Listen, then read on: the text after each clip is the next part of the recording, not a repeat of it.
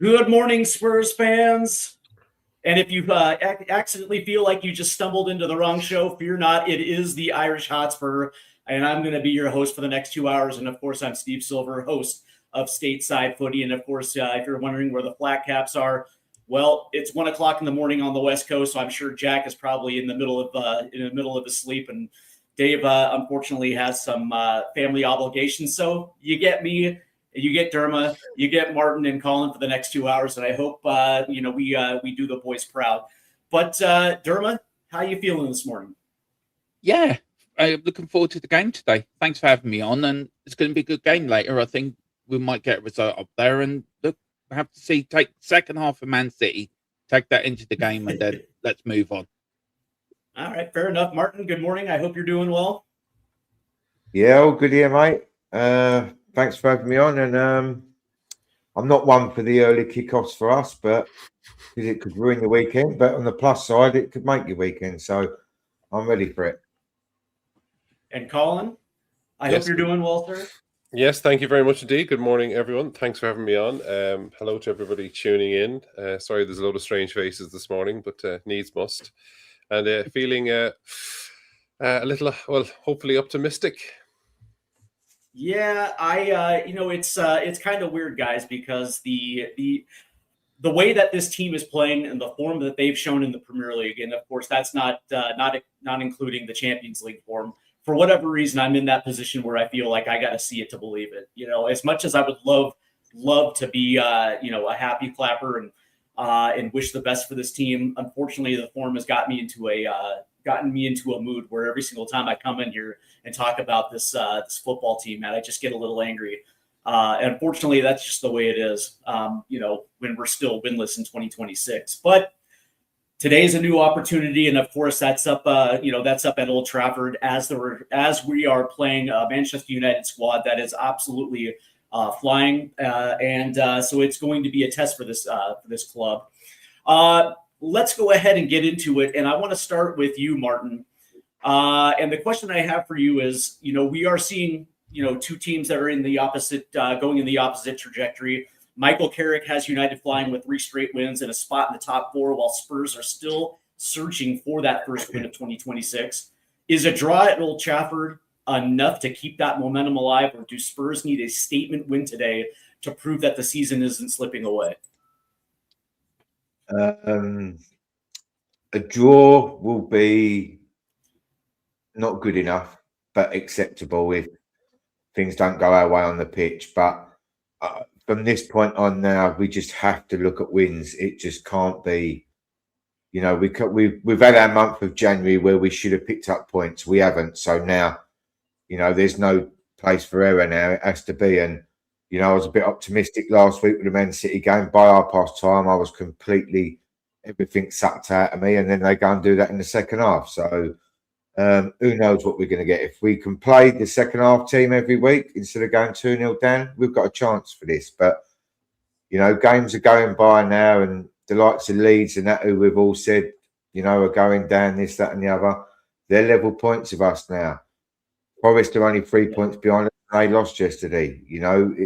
There's only a 2-game gap between that and West Ham. So things are very tight, and there ain't time for complacency now. It has to be a win, but we just have to get on some sort of run. Winless in 2026 is just ridiculous. It just gets worse and worse and worse. So we just have to start picking up points, and say one's better than none. So, but we've got to look at 3 points every game now. It's as simple as that for me. Yeah, and it's and you're absolutely right. And I think the natural question leads to, has there been signs that this is actually possible? Because when I think back onto it, you wonder whether or not that second half of Manchester City was an outlier. It almost felt like Manchester City took their foot off the gas. That kind of allowed us to pull into that one, where they weren't necessarily pressing with the exuberance as they were in the first half. They weren't necessarily essentially, opposing their will on our back line as much as they were in that first half. And I just don't know whether that was a sign or that was an outlier. Yeah, it was a strong game. So I don't think Man City played that well in the first half, but obviously we was just so bad. They didn't even get out of second gear. It was just casual and easy game for them. And I think Jamie Redknapp described it at half time as like the first team playing the kids as an exercise. Do you know, it was literally Soccer aid. no one could see that second half coming. And I don't think we played like brilliantly, but we just played football and got into the game, and that should be your base setting. But because we're so starved of anything, a second half like that makes us think we're really good. But you have to take into consideration we were that bad. I just don't understand where it come from.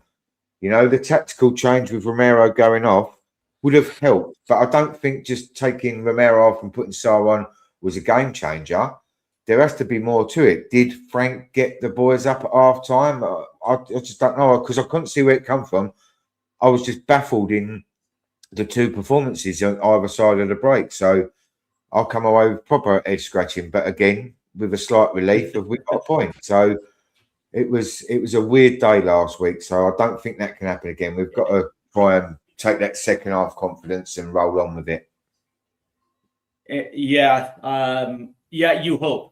And that is, I guess that's the one thing that I think Spurs fans actually can have is a little bit of hope, just because that in pockets they can actually play a match of football. But that being said, Colin, the big concern with me to this one is the fact that we haven't seen a full game of football. We haven't seen a full 90, and I don't think we've really seen it the entire year. Maybe against Burnley to open this Premier League campaign. Some might even say Manchester City the first time around was the last time that we actually saw this team play a full 90. But that being said, it's always been Dr. Jekyll and Mr. Hyde. It's always been either a good first half, sloppy second half, or it's absolutely non-existent in the first half, where we actually have to come back and try to nick a point or try to get the win in the second half. I guess the question that I have for you today is, number one, I guess, is it possible that that Thomas Frank has learned his lesson, or is this something that we're probably going to see the rest of the year? This tale of two halves type of football. Well, it's hugely concerning we can't put together a complete performance outside of Europe. And obviously we welcome the turnaround that came at Manchester City, but it's a bit like my fellow panelists there.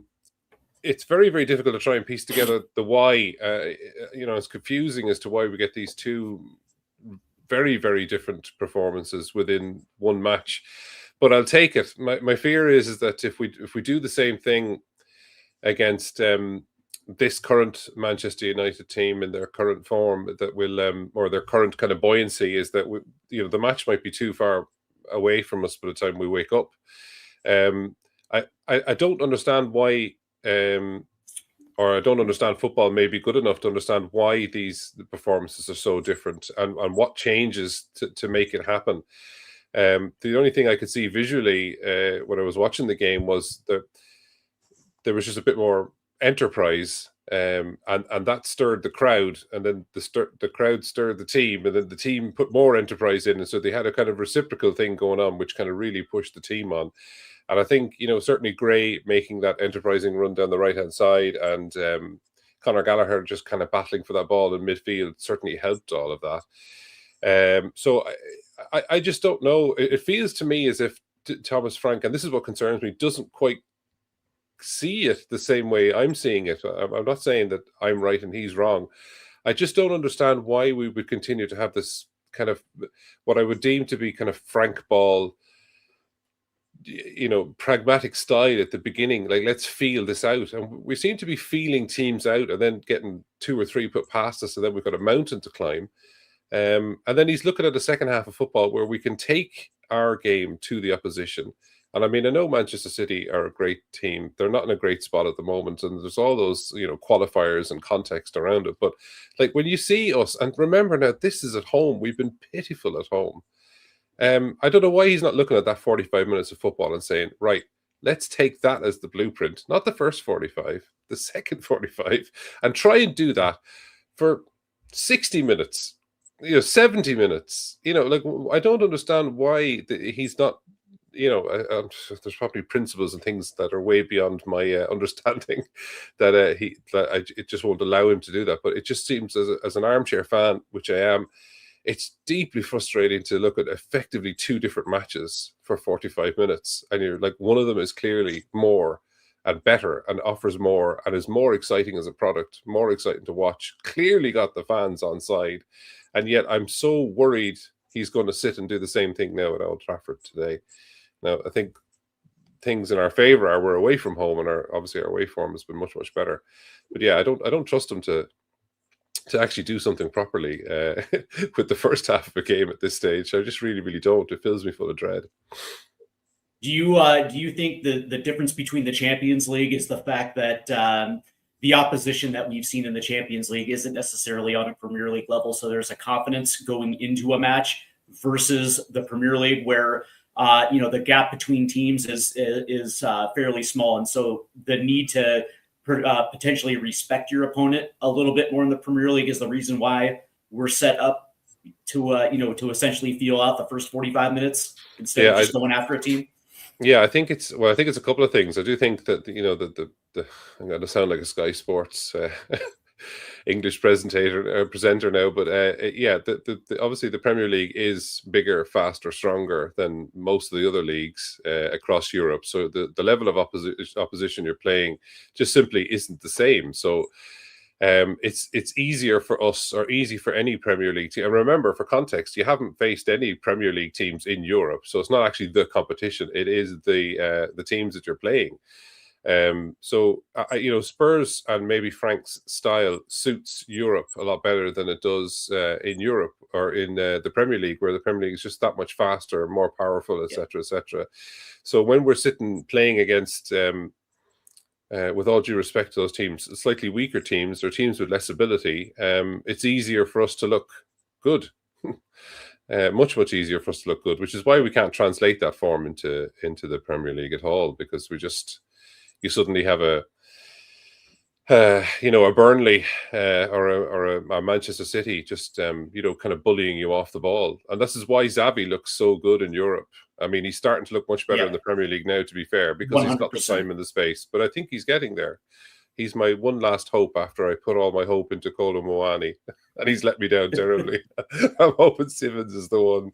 So it's not easy for us to replicate that form that we're finding in Europe, just simply because the quality of the opposition is so different.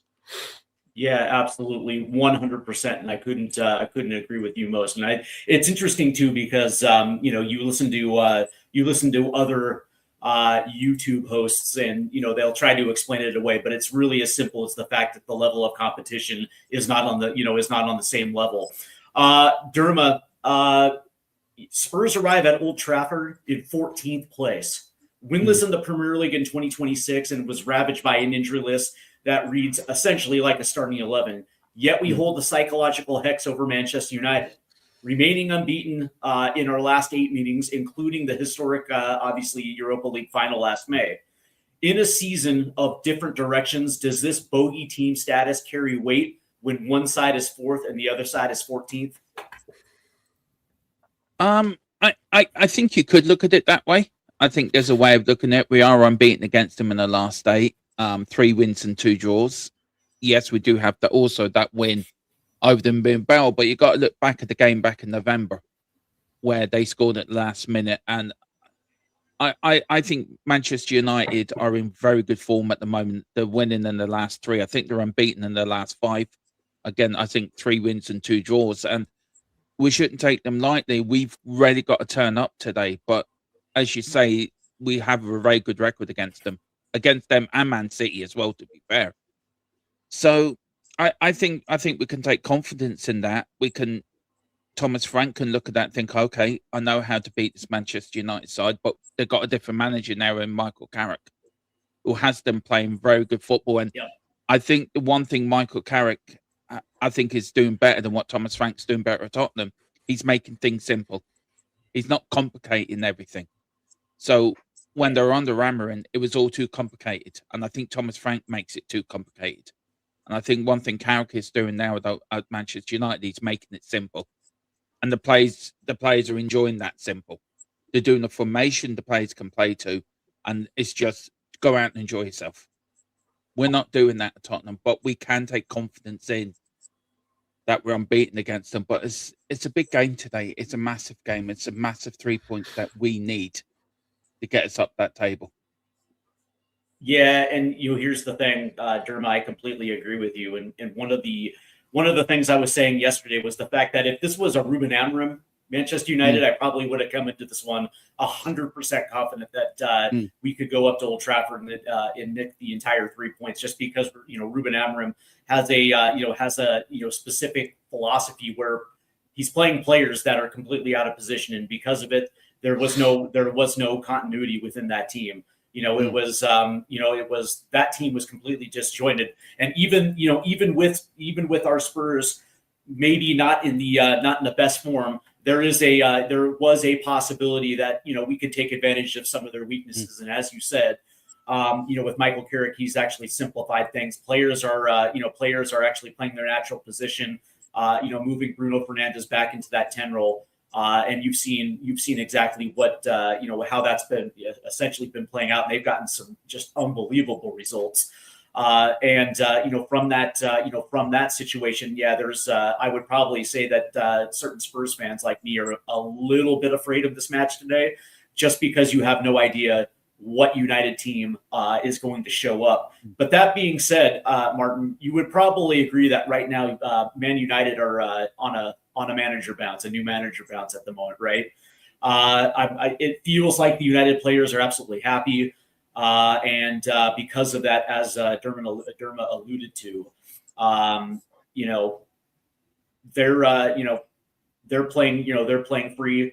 They're enjoying their football. But that being said, United does have some weaknesses, correct? Yeah, see, I think stars aligned there for the Carrick coming in. They got players back.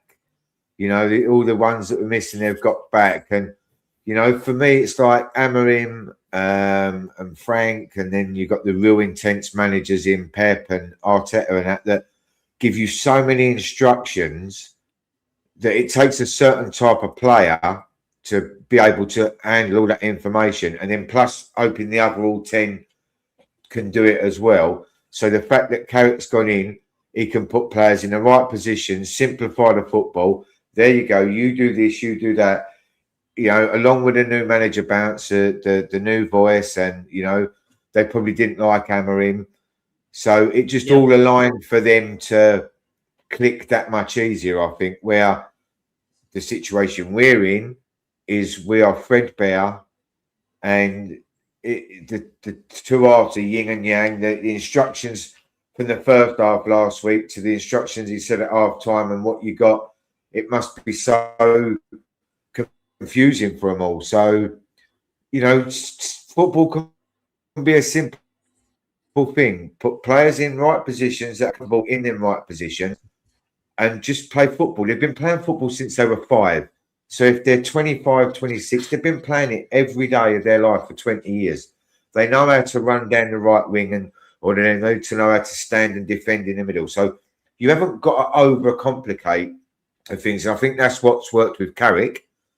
But we have to feel that Frank, we've said it a few times though, that's the blueprint. We played well last week. That's what he's doing. And he comes out and does something completely different. And the last couple of weeks we've sat on here trying to work out his lineups, and we sit here and go, right, he's going to do this, he's going to do that. And we try and find a different way he can do it. And he comes up with something completely mad, playing Paolini at right back and things like that. Although he's doing the job, he's much more needed in his right position in the middle. So there is a fear there that a lot of it's Frank on how his mindset and he wants to do things, but surely we've got to be able to go and give him a game. The new manager bounce can be coming down. It got a bit scraped from last week. They got a last-minute winner.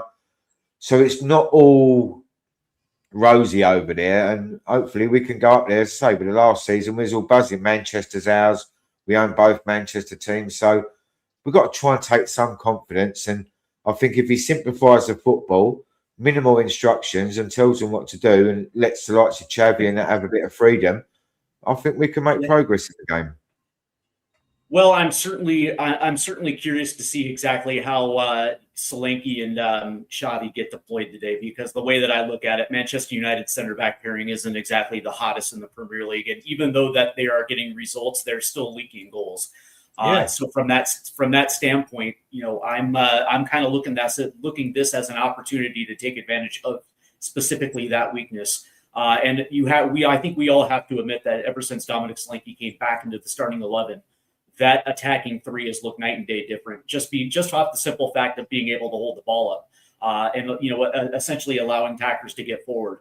And of course, Solanke's ability in the box, and we saw it on display last week against City. It was unbelievable. Yeah, it's more comfortable seeing him up there. I don't think any of us think as he's an actual world beater, but then when you put him in to what we've been seeing all season, someone who knows the league, has got a bit of fight in him, can run behind straight away. The goal he scored the other week, through ball, run behind. We haven't seen that all season because no one's making them runs. So he brings something different, and when we look a lot more balanced, and you feel a bit more safe. And I don't think we need to go into the ridiculous Scorpion goal, because that just spoke for itself. So I don't think we need to talk that up any more than it was. They said on the commentary, was that luck or genius? I said genius, and then you watch it on the replay, and it was genius. So I'll just leave that there. I'll tell you what, the entire play leading to the goal, to me, was just as important as the goal itself. And by the way, the back heel flick over the keeper was absolutely beautiful. But Conor Gallagher essentially knifing his way through two attackers to get that ball back, race up the right-hand side, and put one in was just... That's what he does, though. Yeah, but it's the hustle. You know what I mean? It's the absolute hustle to energy to set up that goal. Yeah, for sure. Energy and determination. It's simple. Yeah. Chase the ball, get the ball, and do something with it. It's not rocket science, is it? No. That's simplifying, and it's simple. Make the run out of midfield. He pressured two midfielders there on his own. He won the ball, and he got the ball in. That's all you want him to do. He's never going to be Iniesta or anything like that, but that's what he does, and make him do the best at his abilities, and you'll get results from it. Yeah, and Xavi also had a moment like that too a little bit later after the score was tied 2-2 as City was trying to play it off the right-hand side. Xavi goes over, makes a great sliding tackle to get that ball back, and he put one in. If it wasn't for Mark Gahey's positioning on Odegaard, we probably would have nicked that third goal. But the hustle and determination in that second half was something that was second to none. But Colin, Tottenham are unbeaten in 4 matches across all competitions. But let's be honest, that includes a lucky escape at home to City and a draw against Burnley, where we look second best. Is this run a genius sign of a corner being turned, or is this run papering over cracks that Manchester United will expose today at Old Trafford?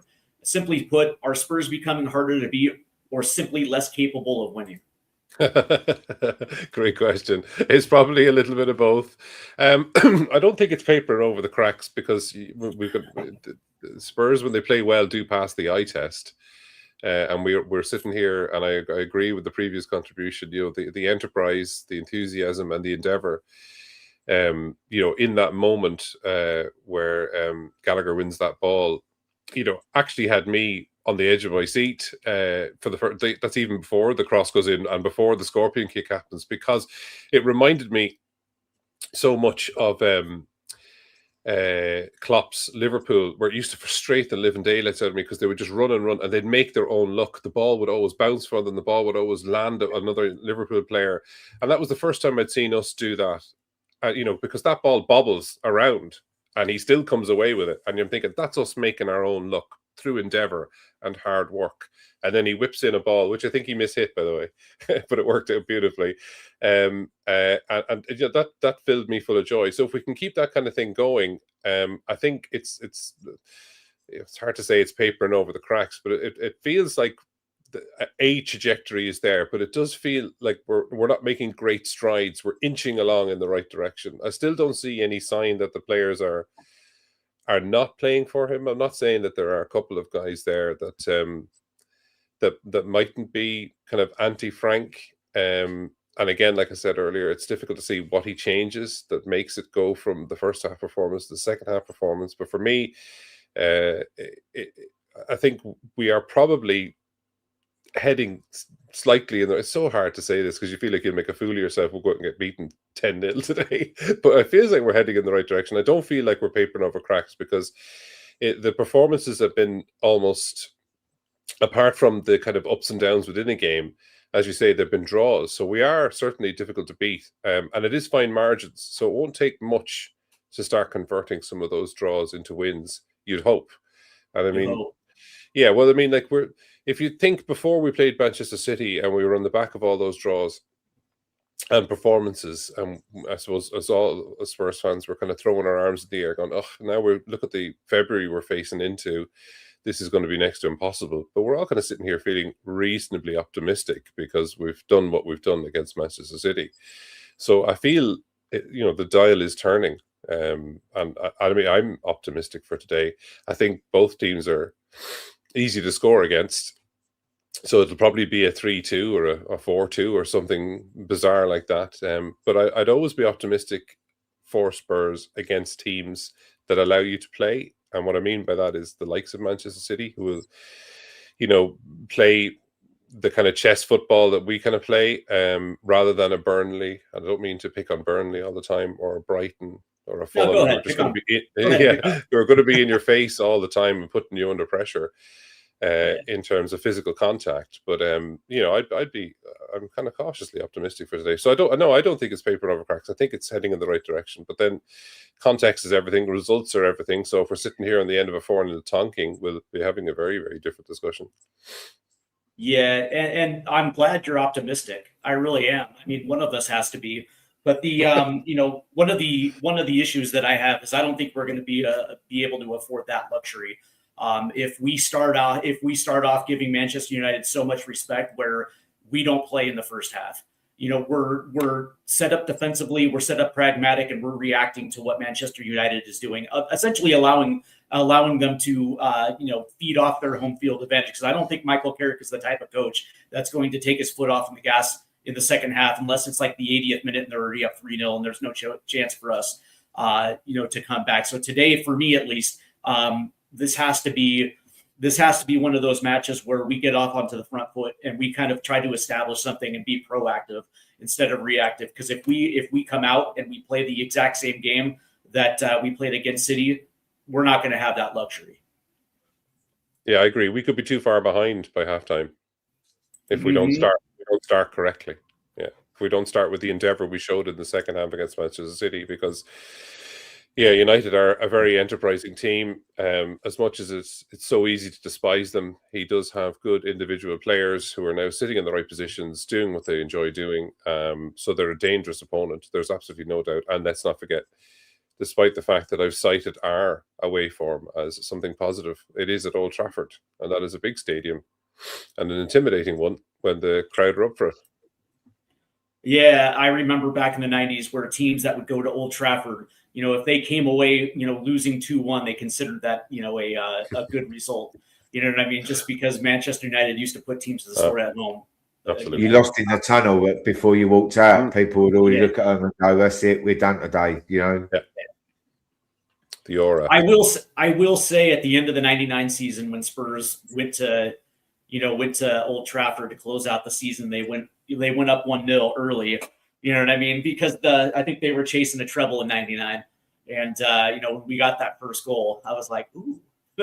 I was like, is this something different? No. Derma, the injury list sits at 10 first-team players. Is Frank doing a miracle job just to keep this unbeaten streak alive? Or is he using the injuries as a shield to hide underperformance? I think it's a bit of both. I think, yes, you can look. I think he's doing a good job considering the players he's got available. I think also he can use it as a shield to saying, well, look, this is why we're getting the performances we're getting because I haven't got the players to pick from. Yes, I haven't got a Kulu. Yes, I haven't got a Madison. Yes, I haven't got a Kudos, and the list goes on and on. I think the bigger question should be asked why we're getting these injuries, why we're getting the same injuries as we did last year. We were all blaming Ange last year. It's your training methods. It's the way you're training the players. Mm. And then a year later, 12 months later, we're getting the same injuries. So I think the question should be asked, why we're getting these injuries. Why are players going off it? Why is Kula not back yet? Why the club is not communicating with us when Kula's coming back? And I feel sorry for Thomas Frank in that way, because if he had all the players available, we'd be able to judge him much better as a manager than what we're doing at the moment, because he's only got a selective few to pick from. And I think he has a right to use it as a shield in a way. And I think that's a good question to say use it as a shield, because he can say, and rightly so, I haven't got all the players available. So you can only judge me on what I can pick. I think this is where the transfer window was such a failure, where we did need bodies in there. We did need players in there to back up this squad, because we have got some significant players out for a long period of time. And I think Thomas Frank is doing an okay job. Do I want him there? No, I prefer Thomas Frank to go. If I'm being honest, I've been a Frank out for quite a while now. I think he's a good manager, but I don't think he's a Tottenham manager. And I don't know who is a Tottenham manager, if I'm being honest. Anything under these owners, I don't think will succeed. And I think this is another manager that's going to be thrown to the wolves at the end of the season, another failure of the season, because A, we can't get a house in order. B, we just cannot back anybody in the transfer market. And C, our medical staff is next to useless. So till we can get all them sorted out, I don't think any manager that comes in is going to face the same problems as Ange and Thomas Frank have had to deal with over the last 12 months or so. And I until we get the medical team sorted out and find why we're getting all these injuries, I don't think nothing's going to improve. So in that way, I do feel sorry for Thomas Frank in a way, because he hasn't got all the cards to play with. He's only playing with half a deck. So it's down to Tottenham to sort this problem out, this medical issue out, and the medical department out. Yeah, the interesting thing, though, is, I kind of look at it a little bit different, Dermot, because last year, come to find out that the players were 100% behind Edge. As a matter of fact, they actually kind of like the style of play in which they were playing. And you're absolutely right. There was always an excuse for certain injuries. But that being said, injuries are a part of the game. They're going to happen. It just so happens that, we happen to get injured far more than other teams for inexplicably, for whatever reason.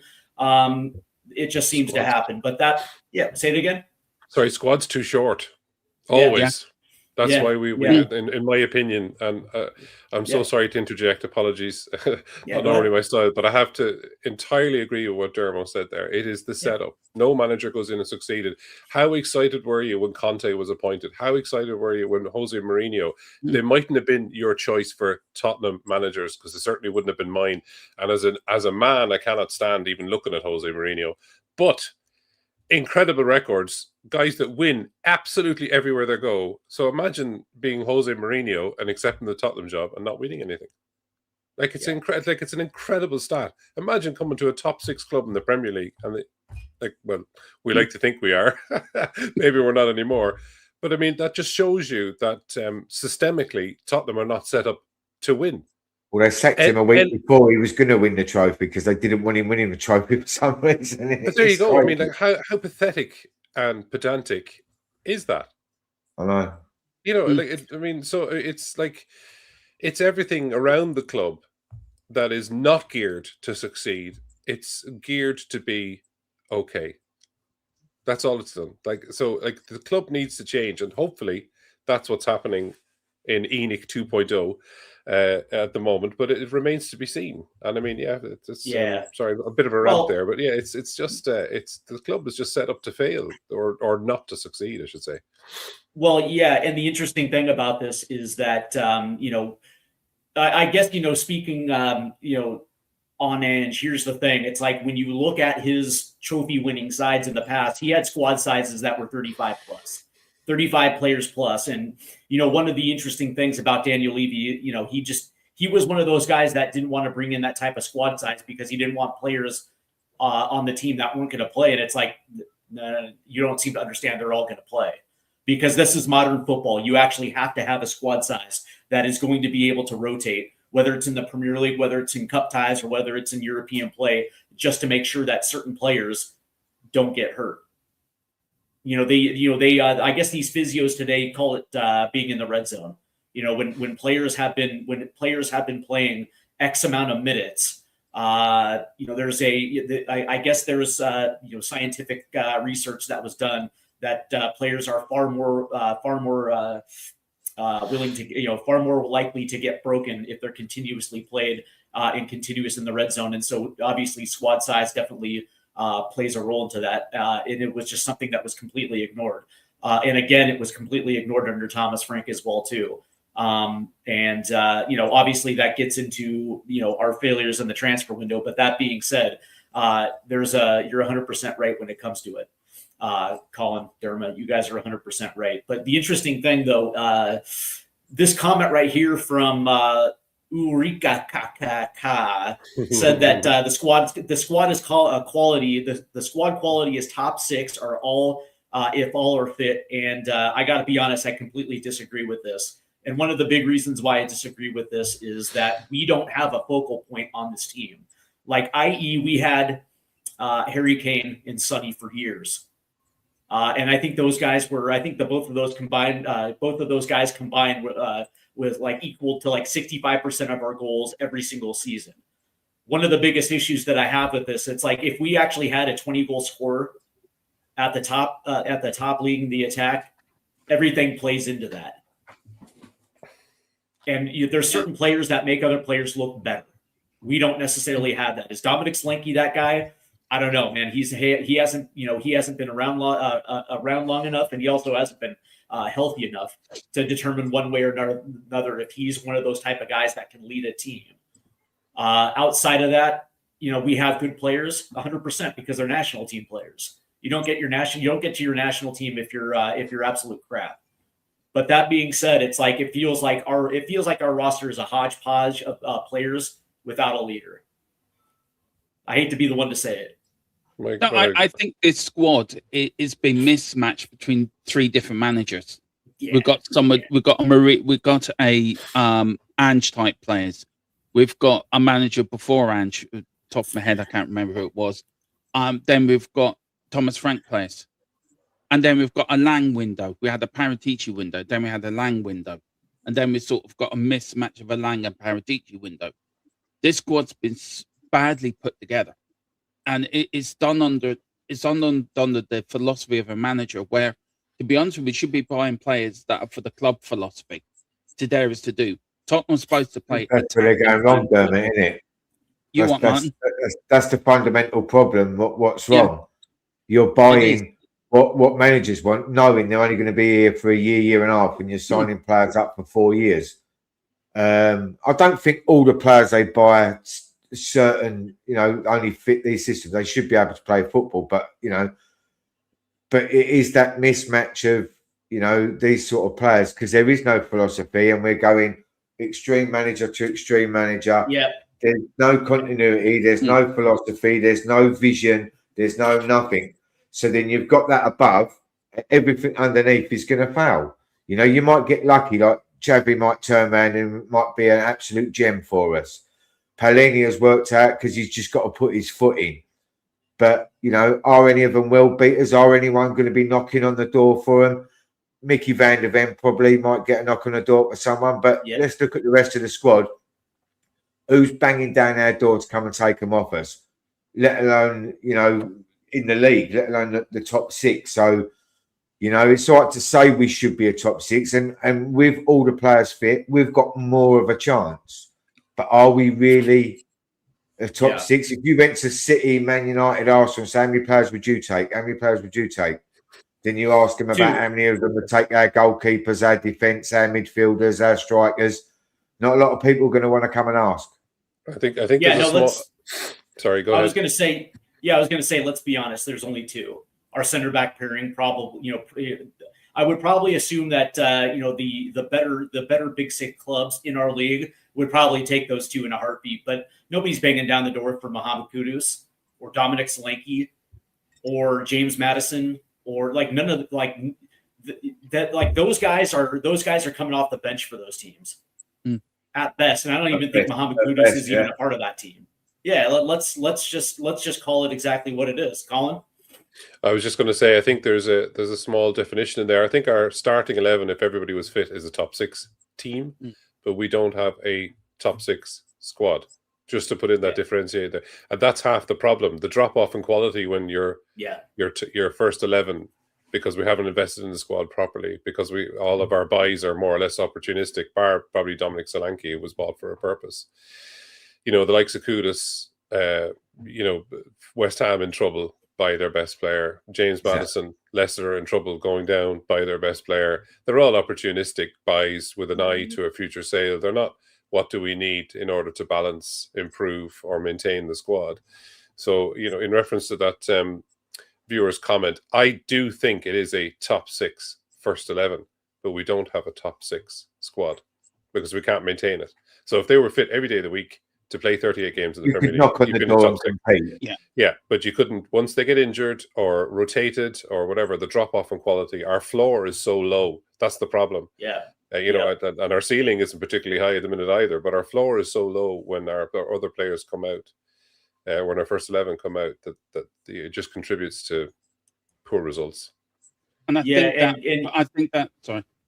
No, go ahead, Norman. I think that also boils down to when we go into a window, what our expectations are in the boardroom or what the manager wants. And I think a manager may want, I want 3 of them good players that really will improve my squad. And the board will come out, well, do you know what? We can get these players that are cheaper. And you're buying cheap players all the time and you're not improving the squad. You're just making either the squad worse or you're just balancing it out.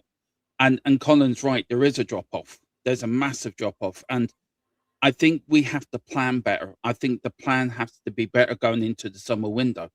I think they have to start now and say, right, we know where we need to improve in this squad. We know who we need to get rid of. But Martin's also right. Nobody wants to buy these players. We can get rid of them. And we're stuck with an oversized squad with players that are not quality. That's why we lose money. Yeah, they're championship quality. Yeah, how many players you can say Romero, Mickey van der Ven, Xavi? There's 3 players probably. You could probably name out the starting 11 that will get into a top 6 side. The rest of them wouldn't. And that's down. That's the failure of the board. That's the failure of the communication between the scouting department, the manager, and the director of football, which I think this January has been dreadful because we knew Paratici was going. I don't think he did any work. We can't really trust Johan Lang to do the job. So there lies the problem. It's another window that's been wasted, and we keep wasting windows. And we keep saying, oh, this squad's good enough. It will last us another 12 months. Well, it's not good enough. It's sad where we are. It really is sad. We're in a complete mess. And at the moment, there's no way out of it unless you completely sack everyone and start from scratch again. But does this board have the bottle to do that? Does this board have the bottle to really say root and branch? Right, everyone out. We're going to start scratch and we're going to bring the right people to do the right jobs. We don't have to get involved. All we've got to do is sign the check. Do that. That's my fear. I just don't think, we see it as if wasted a window, wasted a season, and they're coming out giving us the spiel. Oh, it's hard. We know it's hard, but you've had 4 months to prepare, and you've got an opportunist Gallagher. You prepared, and you sold Brennan Johnson day one. You prepared to sell. You didn't prepare to buy. And then on the last day, we get a kid on trial. We've got 20 odd kids out on loan. And why are we getting another one in? The whole thing, there is no plan. So to us to sit here and go, well, let's hope in the summer they have a plan and we're going to do. I just can't see it. There's just no faith. There's nothing there to give you any glimmer of hope that they're going to get it right. And, it scares me. Well, you know what, though? That's the thing. And for me, it's like if you're going to continue with this philosophy of bringing in opportunistic signings, you better make sure your coach is paired right for certain players, right? Because we saw this in the early portion of Enoch's tenure under Daniel Levy, where The high side is what we saw under Harry Redknapp and Mauricio Pochettino, where our squad wasn't one of the best in the world. But that being said, the manager paired perfectly and knew exactly how to use those players in the right time, in the right positions versus the right opponent. And the high side was absolutely unbelievable. But it was the exact same thing. It was a very good starting 11 with a championship backup squad, right? But that being said, it's like, with the right manager, he knows how to push those buttons and get the very best out of some of these players. Excuse me. And that was essentially with Pochettino. After Pochettino, it was bad timing for a guy like Jose Mourinho. We didn't back him up, and we also did the same thing with Conte. And then, of course, maybe it was a situation where Ange Postecoglou was in over his head, and same thing with a guy like Thomas Frank. But that being said, it's like, if there's anything, the consistency is there when it comes to the recruiting team. That is just going to be opportunistic signings. Mm-hmm. Yeah, I mean, you look at Manchester United. I mean, the game today. I mean, they made the right call at the right time. They took the ball by the horns to say, right, we're going to go bring in Amarin. We're going to bring in an interim manager to bring another interim manager. And look at the run they've gone on. So you look at their summer business as well. They asked Amarin, where do you need improving? They buy 3 front players. They particularly help a manager. And when you're going into the game today and you look at both sets of teams, Manchester United, there's all the trouble they've been in, especially with their owners and everything, look more side that are together than we are. We look very divided as a club, where United have their problems, have their issues, but they're more of a united, sorry for the pun, but they're more of a united unit than we are. And I think that plays a part in it as well. And that plays in confidence, especially going up there today, because they're going to be full of confidence today playing us, because everyone's pulling in the right direction and we're not. And I think this is where our inconsistencies come from, that we've got players doing one thing. We've got Romero firing out tweets left, right, and centre, which I haven't got a problem with, by the way. As long as he doesn't do it during the match. Not if he's defending the corner, whips out his phone and starts putting the tweet in about the goalkeeper not doing his job properly. I will have a problem. But as a captain, I expect that from my captain to come out and say, look, this isn't good enough. Captains of the past did it. A Graham Souness of Liverpool did it in the past, or Graham Roberts years gone by would have done it, or Steve Perman would have done it. Maybe not publicly, definitely behind the scenes, they would have gone up to the owners or the chairmen and say, look, this is, but we live in a different time now. We live in a different era where social media is powerful. Social media is all king. And especially with the game today, you're going to look how many people are going to put on social media if we go 1-0 down. It's going to be full of Frank out, get this man out of my club, Frank out, blah, blah, blah, blah. And it's all about being united. We have to be united, all go pulling in the same direction. And at the moment, the fans are not with the players are not with the fans, the manager is isolated, the owners are not helping the manager. We've just seen we're a club that's cracked, and we don't know how to put ourselves back together again. And if you look at United, they do. And I think that's something we need to come together, especially for games like today, and come together as one. And we are one army, and we are going to go there and give it a go. Win, lose, or draw, we're going to be united for 90 plus minutes. And that's what we have to be. And at the moment, we're not. And that's what's damaging us as well. Yeah, what's funny, James, DXB79, it's like, yeah, you're absolutely right. Maybe there is a cultural aspect to this, him being from Argentina and him being passionate. But here's the thing, and I think this is pretty much universal, that if you have a problem with somebody, you take it to them and you don't air them out on social media.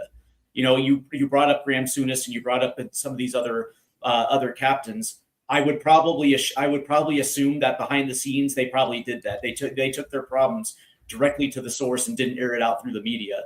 And for me, that's kind of the problem, right? Because it sets a bad precedence. It sets the precedence that players can just go on social media and take a piss out of anyone if they're frustrated.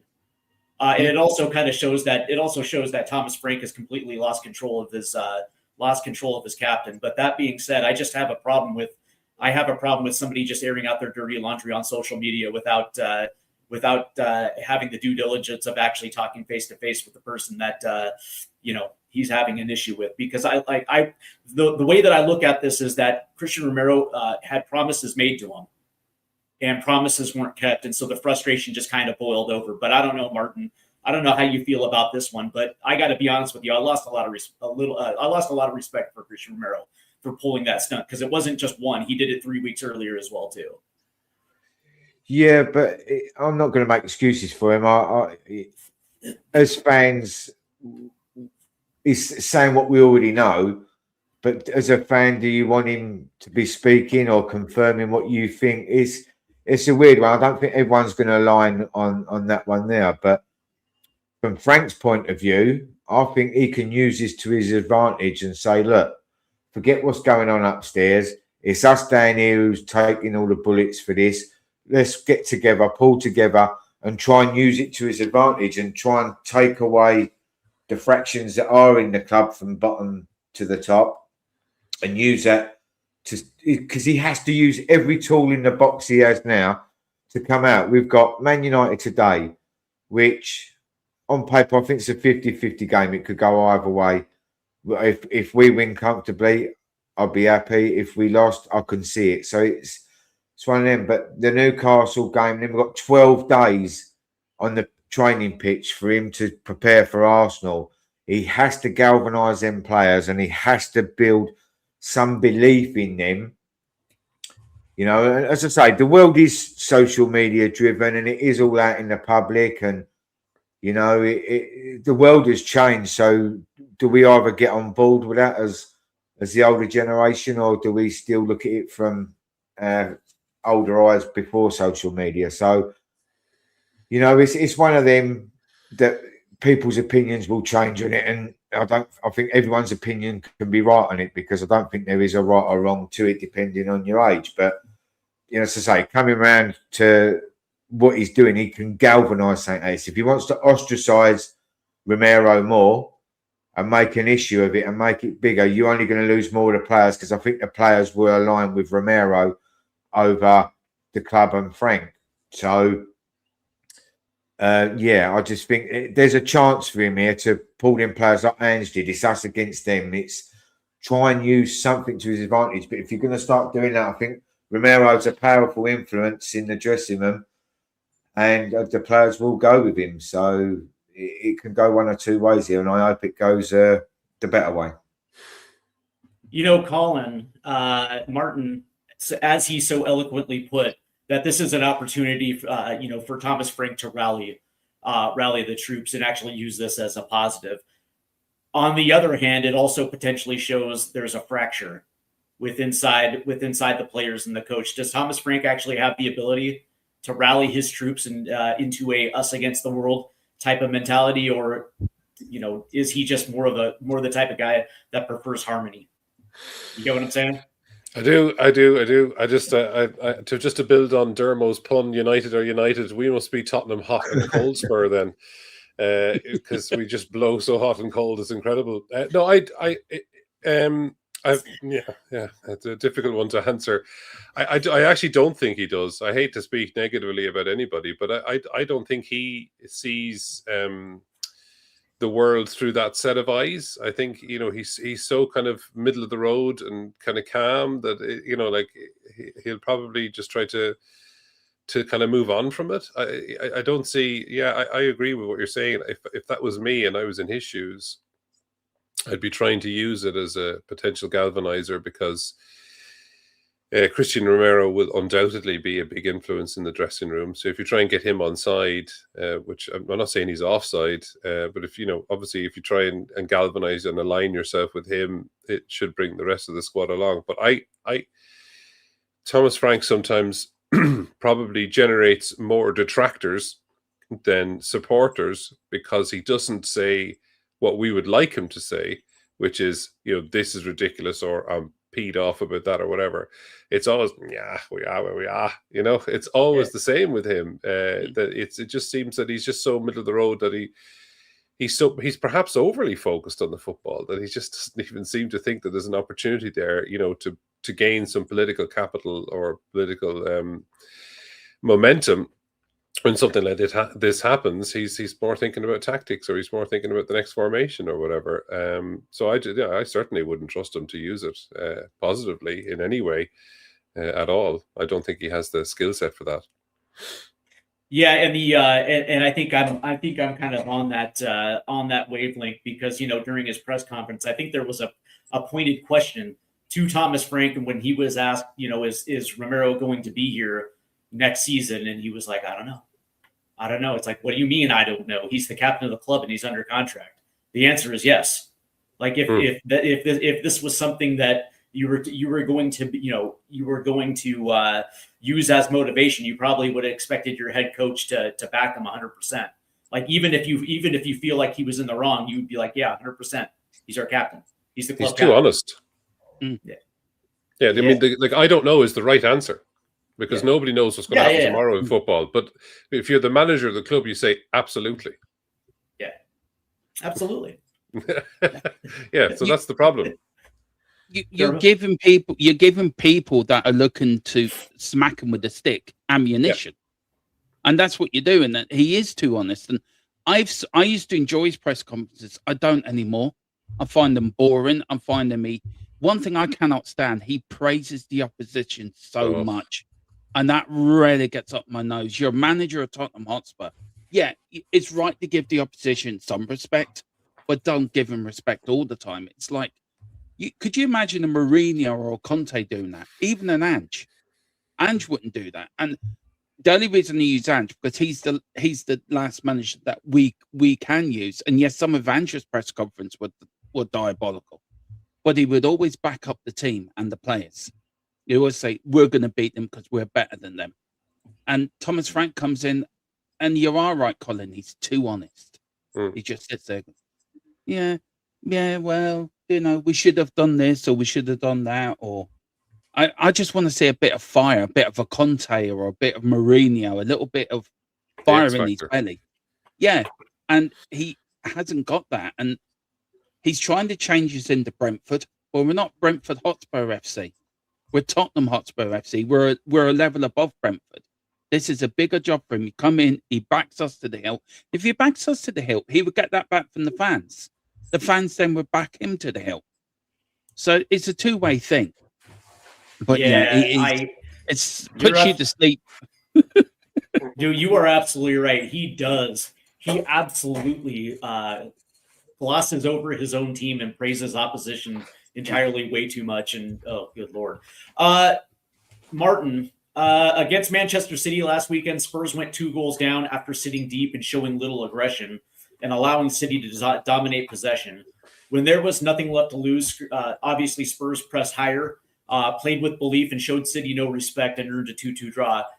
So how should Thomas Frank approach today's game? Do Spurs start cautiously again, or does the City comeback prove that this team is better when it's aggressive from the first whistle? Well, I don't think it takes a football manager or someone who's been in football that long to work out. We looked so much better in the second half playing that way than we did in the first. So if he reverts to playing defensive and shutting up shop, he's mad. He's got to find a balance. Why can't your defenders defend and your attackers attack, and the midfield are the link in between? It shouldn't be sit back, because we're in danger of sitting back and we're open to leaking in goals. I always tried shoring up the defence, and at the beginning of the season he did do that. But in recent times, we're trying to be defensive and we're still leaking goals. So it's not working. So if you're going to leak goals anyway, you might as well try and score some goals and try and even up the numbers. But I don't know. I just feel we don't look as good or as comfortable playing defensive than we do when we're on the front foot, and then the energy's up and the players feel more comfortable. You can see it. The likes of Xavi, when we're playing defensive, he's trying to do too much. Like Kudus was trying to do too much because they feel no one else is picking up the reins.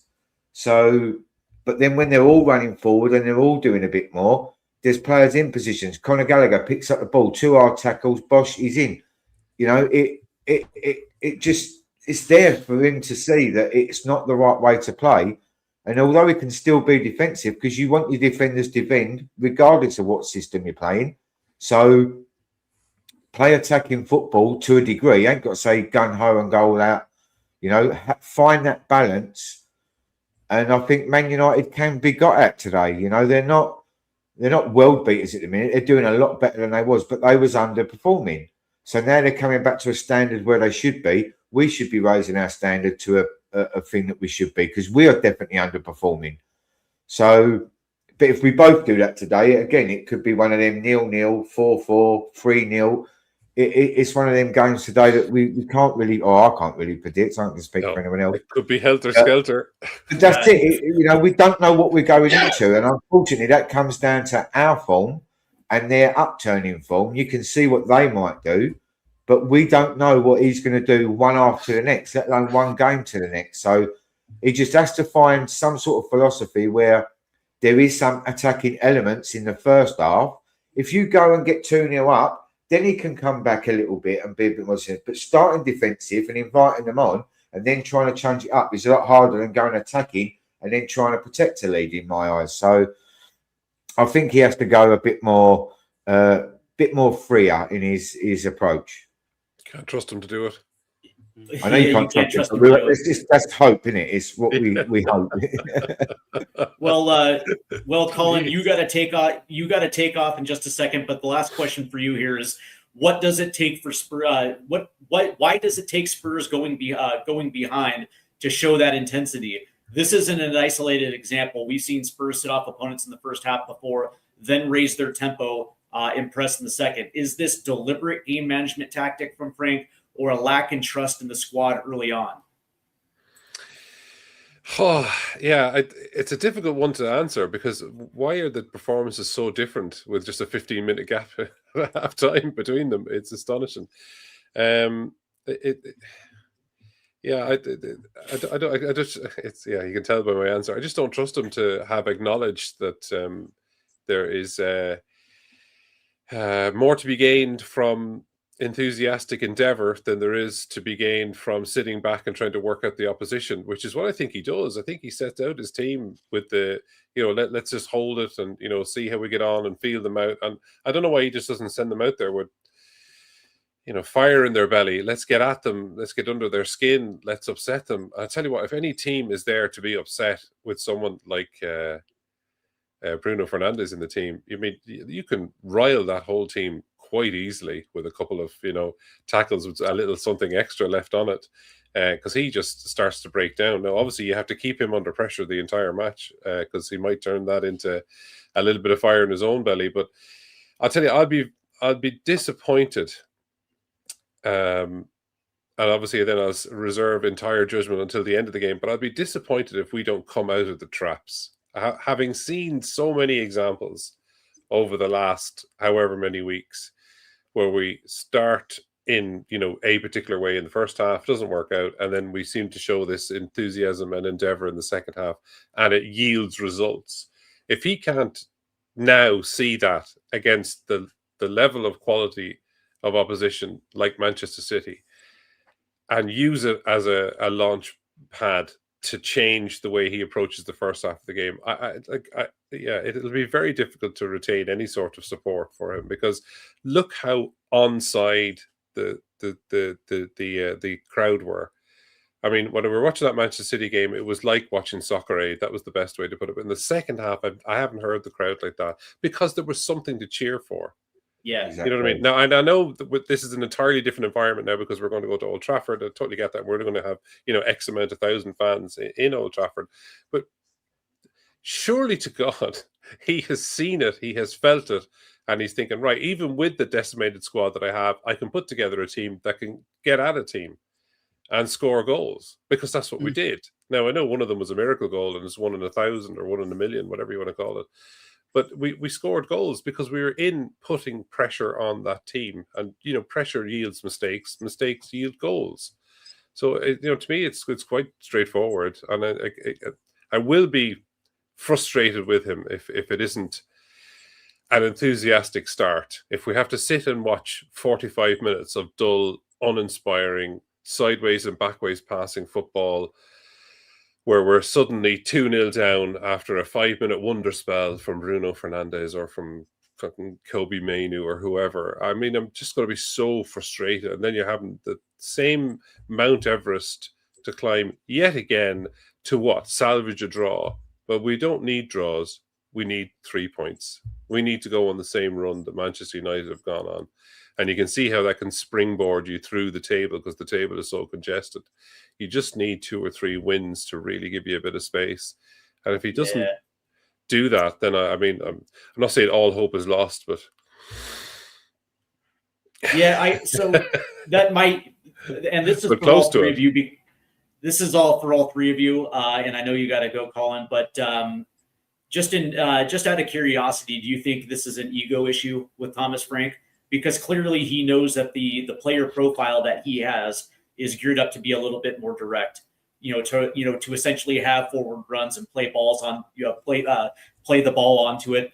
Almost like a quick strike counterattack, not to slow things down and try to will possession on opponents. I don't think we possess that type of player profile, and yet this is the style in which Thomas Frank wants to play constantly. So is this more ego than it is just admitting that maybe he might have to change his tactics in order to get the best results? It definitely. My final contribution, and sorry that I have to jet off on domestic Uber duties. No, I definitely think all of these guys, by the way, whether we rate them or not, all these guys would be egomaniacs, and that's what it takes to get. I mean, and Frank frightens me sometimes when he sits there going, "Well, I know I've got great character." It's like, all right, like we've all got great character, in whatever setting you want to kind of attribute yourself to. So yeah, it does worry me that. And that's what I'm saying in a roundabout way. I think you've probably put the nail or hit the nail on the head, is because he believes so much, a bit like Ange did in one particular way of playing, that they just don't see any other way of doing it. And therefore, I'm going to do it this way. It worked for me in the past. It's going to work here as well. And you guys are just going to have to suffer the consequences until it starts to work. But the reality is he might just end up destroying himself and any opportunity he has to stay on as Tottenham Hotspur manager, because the results just simply won't go his way because his philosophy and outlook is not working with the players at his disposal. A truly great manager would turn average players into results by compromising on what they think is the way football should be played in order to maximize the output from the players at their disposal. And I mean, if I was Frank, I'd probably be pulling my hair out, his lovely curly wavy hair, because yet again another transfer. Yeah, it's incredible, that hair. He's had another window go by where the club have done sweet FA to help him. So it's such a mix of different dynamics of this club. It's just cracked. It's just absolutely cracked. But yeah, I absolutely don't trust him to see and capitalize upon the gains that he's had in terms of the performance of the second half against City and other performances that we've had. I would agree. I would 100% agree. And I don't know necessarily if the job is too big for him, if he's more suited for a mid-table Premier League team, or if it is just a bad combination between director of football and manager. Because for the life of me, I can't understand exactly why we continue to bring in players that have a different profile that does not even suit the manager's strengths. And because of it, it feels like two different, the two Danes are working against each other, not necessarily working with each other. But it is what it is. And Colin, I do want to thank you for taking the time out this morning. I hope your Uber experience goes well, sir. I'll tune in for the rest of it while I'm driving along. Good luck, lads. Thank you. Yeah. You're right. See you later. And Dermot, I know that you're up against it as well too. So I guess this might be the last. No worries. I guess this is going to I be just got double booked, a bit like Thomas Frank waiting for a shampoo commercial. That I was about to say that to Colin. There's Thomas Frank's next job, probably Head and Shoulders or something like that. Look at my hair. Well, that's pretty funny. Bad joke. I know. How long with Wash and Go? Yeah, that's it. This is the last question for you. And what formation will Spurs line up today at Old Trafford? Should Thomas Frank stick with this 3-4-3, which has been essentially Frank's security blanket during the injury crisis. But it left Spurs looking toothless and terrified in the first half against City. Or does he revert to the 4-2-3-1, which he switched to back at halftime against City, a change that sparked the remarkable comeback? Do you know what? I did my predicted lineup last night, Steve, and Mark, and I picked a 5-3-2. Because I just thought you stick with a back three, which I think works. You've got your 2 wing backs. And also you get you've got Palloon that can play as a 6, you put Gallagher as an 8, and then you've got the front 3. And I think that's the way to go. I think the 4-2-3-1 is too predictable. I think it's too comfortable, and everyone can pick. We've been playing that, and teams are picking us off. So why not switch it up a little bit? Go for a 5-3-2 or a 3 or a 3-4-3. I like the 3-4-3. I do like that way. And I think when it does work, we do play well at it. But I think the way Thomas Frank sets us up sometimes is he sets us up too defensively. It's like we're playing with 7 in defence and just the attackers, where all he's got to do is put Paluna in the 6, put Gallagher, whoever, in the 8, and let Xavi roll. And then you've got whoever in the ring and Solanke up front. I think that's the way to do it. And I think you give the players freedom to play how they want to play and how they should be playing. I think you get more out of the system. And you don't think you do or you don't think the 3-4-3 is setting up to be defensive? I don't. It depends how you set it up, though. A 3-4-3 can be an attacking formation if you set it up correctly. If you're setting it up with the mind that we're not going to concede, then it's going to be boring to watch because your team's default setting is to defend. But if you set it up in a way that, okay, we've got our back 5, we've got our 3 plus our win backs, and you've got Paluna sitting in front of there. Right, the rest of you go and attack. Because you've got the cover there, haven't you? You've got the cover there. You've got more or less 6 at the back. Right, go and attack the rest of you. All link up. And he doesn't. He sets it too defensively. So whatever formation he does use is always defense in mind. And we're not like that. We're an attacking team. Tottenham's supposed to be on the front foot, attacking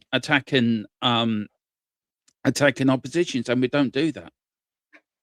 So I think Thomas Frank either needs to tweak his formation or change how he sets the teams up, because you can have any formation in the world, but if you're going to set it up defensively, it's never going to work. You have to set it up with a mixture, with a compromise in mind. Okay, I'm going to have my defense there. I'm going to have my CDM there, but the number 8 is going to have to link up between the two. And you've got players that can play good attacking football. And Xavi, you let Xavi as a roamer, let him roam around the pitch, and then you create chances. But if you're going to start a game with a defensive mind, it's never going to work, and it's going to look a terrible formation too. Yeah. So I think Thomas Frank is too defensive, and he's for his own good, and maybe even more now because we've got all these injuries. Yeah, so and we didn't. And on top of the fact that we did absolutely nothing the transfer window as well to alleviate it. Martin, what about you? What is your say when it comes to the proper formation to start off today? Well, I agree with Dermot. The formation is a part, but I think the way you address it and the way you approach it is more important. Because if you say you could have, it's got to be offensive. You set up defensive. My way, I don't mind the 3-5-2, 3-4-3, however you want to. But when it becomes 5, you're just asking for trouble, and I don't like that. So, but then I'm a big advocate of the 4-4-2, and I think it's a lost art, and I think it covers so many correct areas of the pitch and gives you a lot more control because you've got your stable 4 at the back with the 2 fullbacks can push up a little bit, but they have to get back, so they're done theirs. Then you've got your 2 central midfielders, so you've got your Paulinia, your Gallagher, so one's more defensive, one's more attacking. Then you get your wingers, and you can put Solanke up front, and you give Xavi that free role in the middle to pull strings for the front 3. So, but again, if he does that system in a defensive way, you're losing what you're setting it up for. So it's with every system. If you're setting it up defensively, you're losing your attacking players. But if you play attacking, you're not going to lose your defensive players. So I just see it like that. But you know, he's probably looking at it today with they're going to play in Buemo, Sesko, Cunha, and Fernandez in the 10. He'll probably worry there's 4 attackers, and so then does he go right? I have 3 at the back, 4 at the back. I just don't know how he thinks, but you know, I think he can be stable in every system he plays, but you have to give the players freedom to try and attack, and it can't all be defensive. If you go defensive, you might as well play 110. Do you know what I mean? It's just because if you're not going to use your attackers, there's no point putting them out there. I would 100% agree. And, you know, for me, setting up defensively in a back 5, you know, you're essentially not even playing to win. In that first half against Manchester City, they were drop deep, trying to implement a mid block, but the reality was Manchester City could weave their way in through the middle of the park that entire first half. I mean, for whatever reason, that setup plays counter to the strengths of our players to the point where, you know, your job is tasked cutting off passing lanes, and they were able just to, you know, knife their way through the midfield. You're inviting them on. You're sitting back. You're inviting a ball-playing team to have the ball and look around and put a pass here, there, and everywhere. They wasn't doing anything extraordinary. They were just able to make their short passes quick and, you know, one touch into a space, and they make that space. So even if you're being defensive, you're still allowing them to have the foresight to play attacking football and get into positions where we're more static and robotic. It's easy to play around you. No, I 100% agree. Yeah. And Derma, I believe you have to. Are you still here for another couple minutes, or do you got to? I'm all right for another few minutes. No, I'm okay for another few minutes. I just want to add something to what Mark was saying. I think also it's with formations, you want to make it simple as you can for players. And I think when he does pick a formation, he makes it too complicated. And the players want to attack. Don't forget, under 2 years under Ange Postecoglou, it was attack. And now we're playing defense. There's no in between. You got to make it as simple as possible for the players. And that's why I keep saying Michael Carrick has made it simple for the United players. He's made it simple for them to go out and understand what their job is. And everyone is happy pulling in the same direction. And if you've got a dressing room that half are not supporting Frank at all, the other half think, well, he's okay, and the other half think, oh, he's brilliant, you're never, ever going to pull in the same direction. And I think Thomas Frank is fighting an uphill battle to really unite this dressing room. And I think you've got the likes of Romero coming out and saying what he's saying. And I do believe last Sunday was down to him. Last Sunday, I think that's where a captain, if a manager can't inspire you, then your captain needs to inspire you. And I think that's what it boils down to. Especially me and Martin know from the past with Graham Roberts and Steve Perryman. If Keith Birkinshaw wasn't getting it out of the players, you were damn well sure that a Steve Perryman or a Graham Roberts would rally around them troops at half time and say, this isn't good enough. And when you go onto the pitch, you don't have to be a captain to be a captain. You can be a captain on the field without the armband. And if another player isn't doing his job, you turn around and say, you're not doing your job. You give them a good passion. We don't see enough of that. That is the problem. And you look at Roy Keane at the past, and as Roy Keane for us playing for Ireland, he would call out. He would literally call out a governing body, say, this isn't good enough. We had Sapan. And he's even at Old Trafford. He will call out a teammate, you're not doing your job. There's no accountability. And rightly so, a manager should get the rollickings and the pressure because it's his job to get performances. But these players also have to take responsibility. If a manager is saying to him, this is your job, you expect them players to go out and do that job and not do it half-hearted. And I think that's been the problem at Tottenham. That we're so split in the dressing room that some of them are for Frank and some of them against Frank. No, but Where I think under that Ange, I think they are doing to his instruction, whether they like it or not. But if it doesn't suit what you like to do or what you're comfortable to do, they're not going to give 100%. no, So only even if you giving- drop it down to yeah. 95, 90, you're losing something from a player. Yeah. You know, it's man management. That's the man management side, isn't it? It's not just like coaching and doing this, that, and the other. They are just going out to say, well, he told me to do this, and that's what I'm going to do. But then you're losing what that player is. You're losing the mental side of what the player is, and any bit of flair or natural ability they've got is taken away because they're always the first thought is, what does he want me to do? Yeah, and it's also, you look at the last couple of managers have had, they've all been different philosophies. They've all been either in the mixture, all out attacking, or out defending. And some of these players are getting confused. Well, how am I supposed to play? This manager wants me to play this way. Ange wants me to attack. The manager before wants me to do it this way. Make it simple. Footballers need simple instructions. And that if they're given simple instructions, they will play for you to the hilt. But you also got to inspire them. You've also got to give them the confidence they can go and do what they're supposed to do. And Thomas Frank doesn't do that.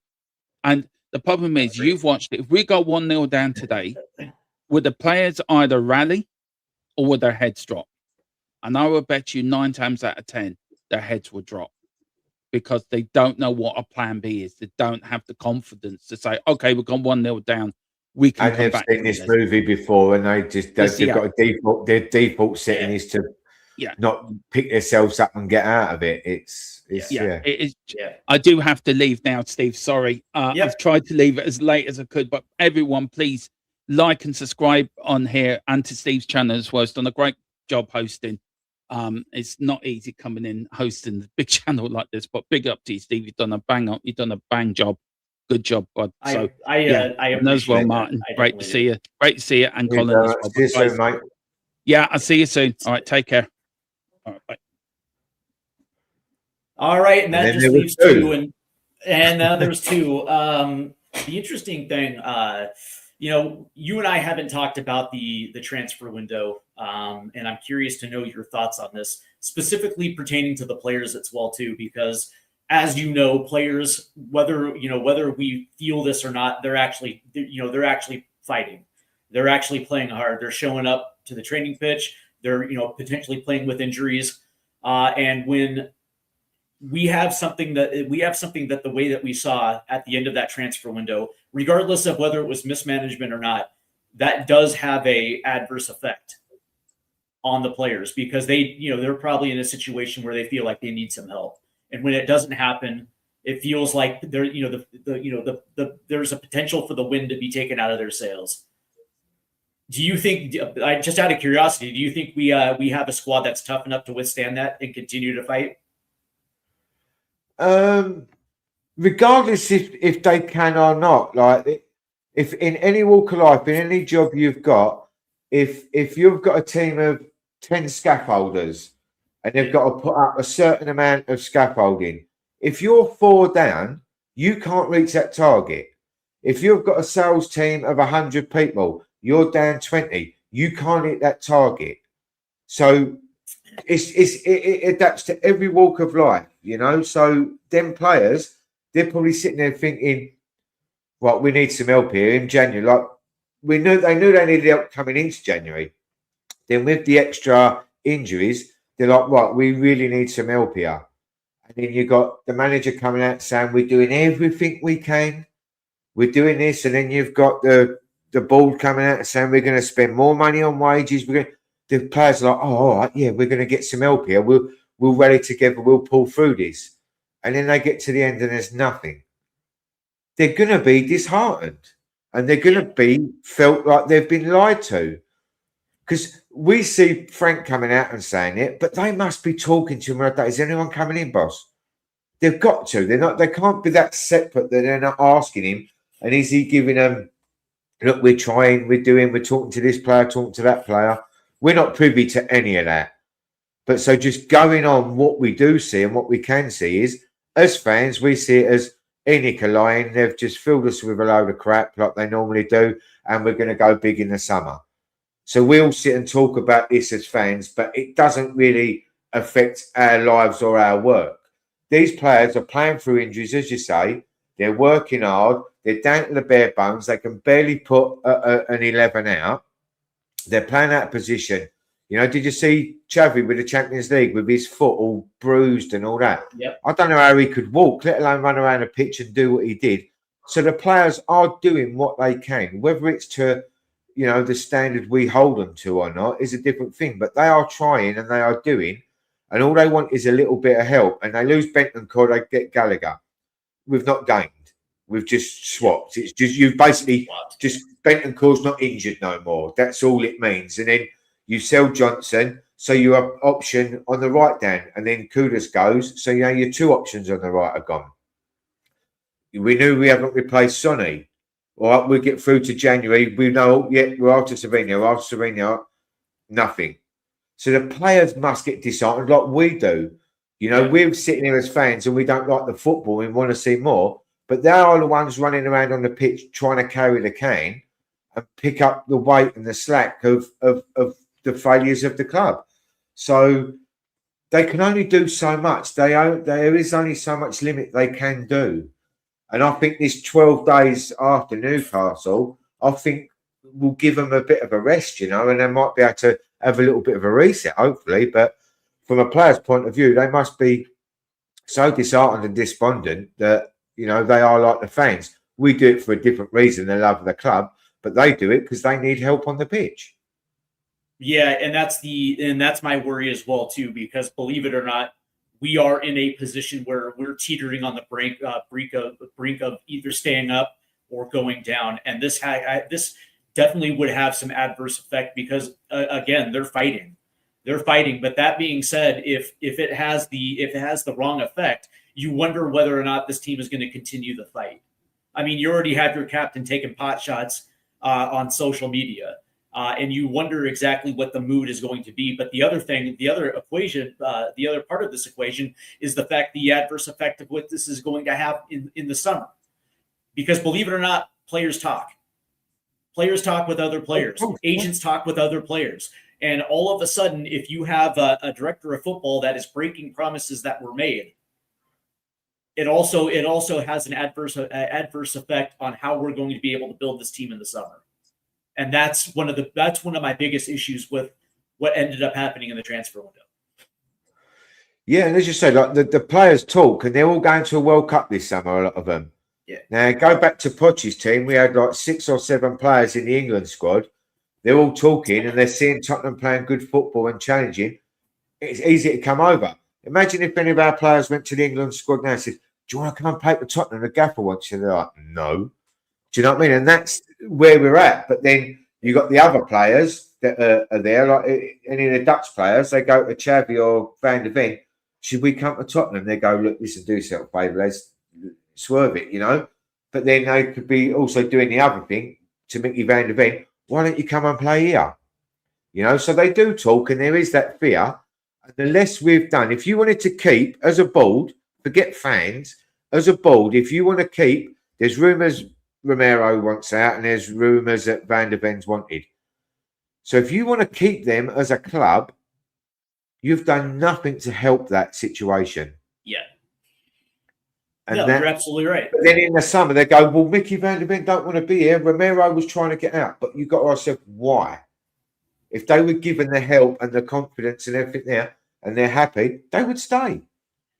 Yeah, and you're absolutely right. Do you think Christian Romero is going to go to the World Cup with his Argentinian teammates and advocate on the path of his club team? You think Van de Ven's going to be doing the same with his Dutch national team as well too, especially those players.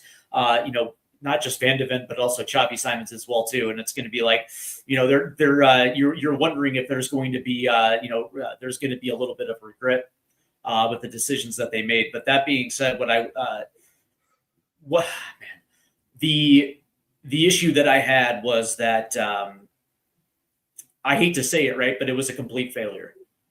100%. And one of the things is like, don't get me wrong, because I don't rate Johan Lang at all as a as a sporting director. You're talking about a guy that got demoted at Villa. He got demoted again here at Tottenham. And this was the first window where he didn't necessarily have the shackles of the Levy transfer philosophy. So I put myself in a position to be proven wrong. I don't mind being proven wrong. But that being said, you're dealing with dealing with a board that made public comments that we had a war chest available, which kind of signals to the rest of Europe that we're desperate. And then Vinny Contesham talks about wiping the slate clean, and then we're going to alter the wage structure that will allow us to bring in the type of caliber of player that we actually want. But that being said, like Johan Lang is acting like there was nobody in Europe that was willing to come to Tottenham. Yeah, nobody in the world. And from that standpoint, that failure has ripples. And from my position here, it looks like we're going to be in a position where, okay, fine, if we do happen to make a switch in the summer, we can't allow a dude like Johan Lang to be responsible of giving that new manager talent, because I think we're in that position where if that's the case, then we're going to be talking about another manager that failed. Yeah, this is the thing. Regardless of the manager at the moment, the club are not doing their job. They're just filling the fans with lies. They sent Johan Lang out. We all knew what he was going to say before he said a word. And the first question come out, before he even finished the first question, you're like, I know how this is going. Yeah. You know, I understand it's a vetted process and they're not going to come out and throw each other under the bus. They're both employees of the club. But that interview was a waste of time and money and energy and electricity and whatever else you want to add to it, because, you know, coming out, I understand and I agree, we shouldn't buy players we don't want just to fill a gap, because we've done that for years and then we struggle to get on with them. But that's not an excuse for not buying anyone. Correct. Don't tell me in world football, I don't even know how many billions of people on this planet, but you telling me you couldn't have got a attacking midfielder that's better than the none we have? You couldn't get someone that can play left midfield or left wing that's a 25, 26, 27, 28, even 30, who's got some experience just to get you through on a loan till the end of the season and give time for Odebear and Tell to try and prove themselves a bit. Right. Don't tell me there's no one that could help. I'm not saying improve and make us world beaters and you're getting the cream of the crop. We ain't getting the cream of the crop. No matter how much money we got, we're not attractive. Correct. And apparently Semenyo was offered more money to come to Tottenham than Man City. But guess what? He went to Man City. Why? Because it ain't about the money all the time. So we just think, because we're well behind that curve of paying money. We're just coming off of the Levy shrinking the wages down. Now all of a sudden you want to go and play at the top table and you think these players are just going to come because you're offering them the money. No, the package is unattractive, but that doesn't mean you can't get anyone. So yeah, like you're telling me you couldn't go get Lookman from Atalanta. You know, that at the same price point as you paid to get Conor Gallagher, to come in and compete for a starting spot with Wilson Odebear on the left. You couldn't have got a Magnus Akalushe as well too, to come in and compete with Mohamed Kudus off the right as well too, and strengthen the ranks at both of those positions, and put us in a position where we can actually end up looking attractive in the summer. You know what I mean? Like it's not necessarily the 80 to 100 million pound player, but it's the right player that fits the system. That's it. And it actually raises the bottom level of this team, because we've said this time and time again in today's show. As you know, there's a difference between our starting 11 and our deputies. Like the fall off between the first team and the second team is massive, and that's and those are the type of players that you bring in to raise that level. And you're telling me that wasn't available? Yeah, we're trying to go from the bottom now to try and get the top players, where we was nearer the top and was getting the players below. So now it's turning. It's harder to attract them. So we've got to start somewhere and get the next best things. And then when you get a few more of them and there's a bit more stability, we can then go and increase. We're not going to make the jump and just all of a sudden, the days of getting a Klinsmann and a Van der Vaart, they're gone. You know, they're gone. So we've got to start somewhere. So the Paolinias, the Gallaghers, Chavis, they're the right sort of market we're shopping in. But don't tell me there ain't no one out there that could have come in, even just alone, that someone's been frozen out like Gallagher was. Gallagher's only available because last year he was the top boy there, and then now he's being kept out of the team. It's like, right, there's an opportunity. Don't tell me Gallagher was the only one in that position in European football that we couldn't have got for a price or a loan or anything. So it's a bit hard to believe that there's no one there. As I say, I believe that we don't buy and spend a lot of money on players we don't really want. But to come out and go, we're getting players back, we're gonna do bits this season. Like, seriously, like Kulu. We don't know nothing about him. Apparently he's still having injections in his knee because it's gone. And they're still talking about, you know, like Madison, which showing him pictures of like training on the pitch. But they're far from match ready or to be thrown in at the dogfight, excuse me, at the end of the season. You can't throw Madison and go, right, come on, do what you got to do. It's this season for them sort of players is wrote off. They might get a little bit, but it's gone. And so we've needed help from the start of the season. Yeah. And they got something in the summer, but they haven't strengthened at all in January. We've weakened, if anything. And then we're going to try and muscle through to the end of the year. And you know, with every injury we've had, oh, he's out for 2 weeks. You know that's 2 months. So Porro, 4 weeks, you might not see him again. Danso, oh, it's a little ankle thing. You ain't going to see him again. So they're not all coming back. And they're not all going to be match fit. And it's not thrown straight in and we're going to be good again. Ange said it last year. When I get my players back, we'll be good. We wasn't. Yeah. It's not that easy. It's just not. Yeah, and the interesting thing is, and that's where the failure lies with me, is the fact that we didn't necessarily have a plan. Some will say that we still haven't replaced Harry Kane, and I would probably agree with that. But then again, it's hard to find that type of production. Yeah, but I will say that. But that being said, I'm 100% convinced that after the Europa League victory, Sonny let it be known that he was done, and we had the entire summer to formulate a plan to make sure that left side was covered, and we didn't cover it. We wasted time chasing ghosts. Morgan Gibbs White and Eberechi Eze, players that were never going to come to this team to begin with anyway. And we wasted 2 months in the summer essentially chasing ghosts, and because of it, we put ourselves in a position where we didn't have enough time to fill the position. And then we go into the season like that. And then essentially fail forward in January and still didn't replace it.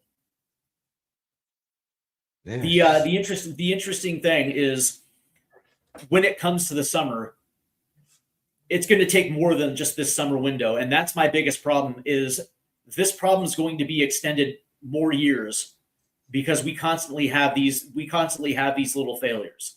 We're not necessarily building a squad in the time frame that could potentially help us avoid relegation. Like that's my biggest problem. It's like these little incremental failures add up.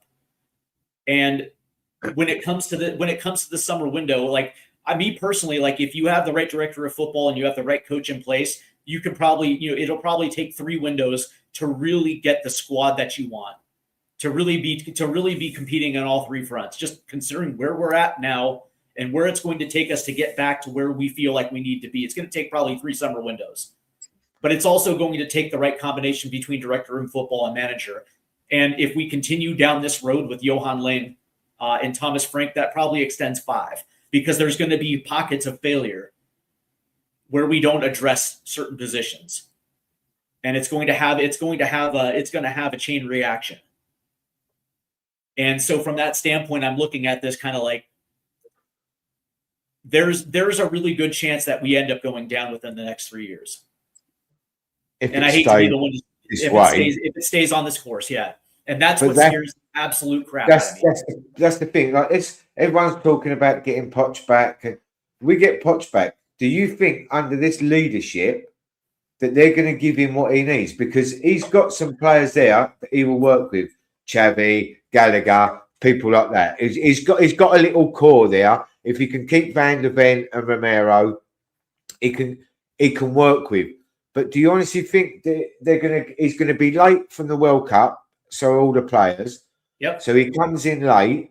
So he can, if he's talking to them now about players he wants, they've got time to prepare. But if they're going to wait till he's finished in the World Cup, then come in, and we've got 3 weeks before the Start of the season starts, and then he comes in, he meets Johan Lang for the first time, shakes his hand, and says, I want this. I need it in 2 weeks. We've had a whole year now, got 2 transfer windows, and he ain't got them. What's he going to do in 2 weeks? And in the players that he's going to be looking at, Poch, to what Lang can go and get, are 2 different things. So it's not going to work. Yeah. So the Lang project, but again, I heard someone saying the other day that they're trying to go for still do the 2 DOF thing. It's just mind-boggling. It's not working. And the 2 model might work, but not with this guy. So I don't know. Yeah, and it's going to take Vinny Van Contession to do something that's completely uncomfortable, and which is, to realize that Johan Lang wasn't a good match for this club. Like if you're asking him to build a championship side with youth players to try to get a team up, yeah, that might be a good position for him. But to rebuild a club like Tottenham, no, he doesn't have the intestinal fortitude to do it. And if you're bringing in Poch, it's not going to be a good match. And by the way, it's Poch or if it's anyone else, anyone else, they're not going to get their players. Yeah, I agree. All right. Well, I was curious about it and see where you were at on that one because I'm in the same camp as you, Steve. It's far beyond Frank. Frank's the man to sit out in the press conference, go, we tried. That's his job. Johan Lang come out. He's the one bullshitting. Yeah, because you had 4 months knowing, 4 months from the last window shutting, we needed strength on the left. You knew before pre-season that Sonny was already going. So you've now got 6 months and you've never done anything. And then they get the left-back kid from Brazil that might be good, but an hour later they're after Robertson. So that's telling you they still need a left-back. But then Robertson fell through. Where's the next plan? Where's plan B? It's just... If the opportunity for Robertson obviously come up, he said, yeah, I'll come. It fell through. End of plan. There is no plan. It is just if things arise, we can try and get it done. Chelsea didn't go for Xavi. They went for Garnacho. We got Xavi. It wasn't that we planned all summer to get Xavi. There's the worrying part. Frank's the one at the minute taking the flak. And he's got many reasons why he does take the flak. But they're not helping him. They haven't helped the managers before. So what's telling you they're going to help the managers in the future? So Lang and that department, Poch will want his own person in. Correct. And most decent football managers we might get are going to come in and see this from afar and go, no, I need to bring my people in because it's not going to work. Yeah, and I'll just say this, right? The issue that I have with Lang is I think the body of work completely speaks for itself.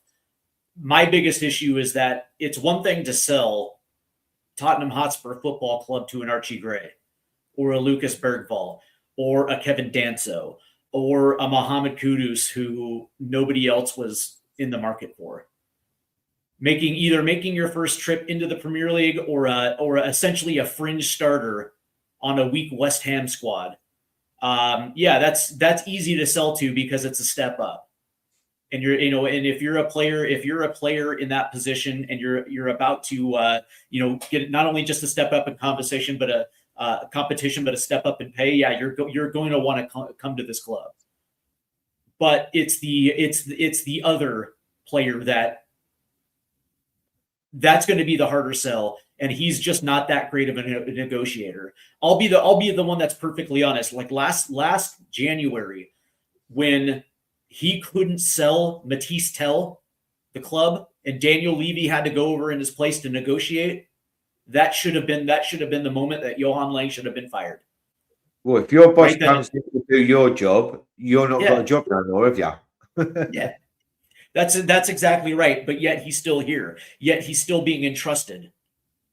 He's got the And yet, control. and yet, Paratici leaves the club for Fiorentina, a club that's going to get relegated in Serie A. He's leaving for this, and then he actually has the wherewithal to talk about serious ownership. I don't know if you read that. Yeah. But that was a massive indictment. Indictment. It lets you I know think he done that it in a clever way. He done it in a praise for Fiorentina, but what he really meant was negative against Spurs. That's But exactly he done it right. in a clever way, I think. But let's say, like last year, you said they're struggling to get players in. We finished 17th, but we won Europa. You can sell to players, look, this season was a blip. We concentrated on the European trophy. We got the European trophy. Things are going to change next year. Well, they haven't. And we're down the bottom in the same there. How are you now? And we ain't going to win a European trophy. So how do you then use that as a selling point to anyone else next year? We're making it very difficult for ourselves. And this window and, saying big again this summer, no one believes it. No one believes it. I'm sorry. It just don't. And as I say, then you don't get the players next summer when we said we're going to go big. What do we do then? Go big in January. You can't go big at that point. Because the big players don't come. You can go big on spending money on crap, but you can't go big and get the big players. That's when they say to go big. Yeah. I think you're buying big players, not just buying a load of players. When Antoine Semenyo, essentially said thanks but no thanks. That's all you needed to know about this executive branch at the club. Where a guy like Antoine Semenyo, who's a good player, is he world class? Maybe not. But even with a guy coming from a team like Bournemouth is like, I'm good. I'm not gonna subject my career to Tottenham Hotspur. Maybe later on down the road, but certainly not now. But that's the reality where we're at, Stephen. People have to understand that that is our reality. We ain't that top six no more. We like to think we are, but we're not. We haven't been near the top six for a long time, at least this season and last season. So that's 2 seasons. You're not up there. Everyone has a blip, and not everyone's at the top, but we're slipping further down. And them other teams like Bournemouth, Brighton, they are now getting the players, and they are consistently above us now. Frank leaves Brentford. Brentford have been above us all year. So it's worrying. Right, here we go. Yep, Sorry. It looks like the lineups. You're perfectly fine, and it looks like the lineup is out, and it does read like it's a 3-4-3 with the back three of Mickey Van de Ven, Christian Romero, who's wearing the captain's armband today, and it looks like Polina is going to be on the right side of that back three. The midfield pairing looks like it's going to be Gallagher and Sarr. The wing backs are Udogie and Gray. And it looks like I guess you can say the 2 underneath 10s will be Xavi and Odegaard, and it looks like Solanke is up top. Martin, do you like the lineup today? Well, we ain't got much choice, really, have we? But if he sticks to a 3-4-3, you've said it there, then we're okay. If he's doing it as a 5-3-2, no. The wing backs have to be wing backs. Help out, but get forward. And I think if you've got Polina on the right, Romero and Van de Ven, that should be enough to go toe to toe with United's front three. So you ain't got to worry about being a 5. Yeah. Yeah, I don't have a problem with this. They're in the chat. Some say that it's being read as a 4-3-3. But that being said, if you're,